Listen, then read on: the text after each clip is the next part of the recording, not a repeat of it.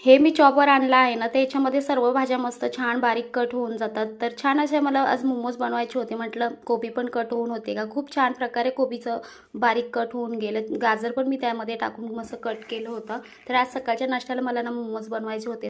काल पण मी घरी गेली होती, तर येता वेळेस सांगितलं होतं मुलांनी की मोमोज घेऊन ये. तर सकाळ सकाळ मोमोज कुठे असतात, म्हटलं सकाळीच नाश्त्यासाठी मस्त असं मोमोज करून द्यावा. घरी बनवले ते वेगळे असतात आणि बाहेरचे असतात ते वेगळे असतात. तर म्हटलं गावठी पद्धतीने मस्त आपल्या मोमोज करून द्यावा. तर अर्धे मी स्टीम केले होते आणि अर्धे मस्त फ्राय करून घेतले होते. खूप छान झाले होते मोमोज. तर इथे मस्त मी फ्राय करून घेतले होते आणि इथे मस्त चटणी पण छान बनवली होती. मस्त असे मोमोज बनवून घेतले होते. बघू शकता किती छान प्रकारे मोमोज झाले होते आणि टेस्टला पण एवढे सुंदर झाले होते. ते पटकन खाऊन घेतले आणि दुपारच्या स्वयंपाकाला लागले, कारण की हेच खाऊन आपलं काही पोट भरणार नाही आहे. तर दुपारचा स्वयंपाक पण करून घेतला मी आणि भाजी अशी मी भेंडीची बनवली होती. आणि इथे ना मी संत्रीचे साळ मस्त 2 दिवस सुकून ठेवले होते. मागे मी तुम्हाला व्हिडिओमध्ये दाखवलं होतं. त्याची मला पावडर बनवायची होती. मी चेहऱ्यासाठी 8 दिवसाला लावते. मस्त अशी पावडर बनवून घेतली. चला मग बाय.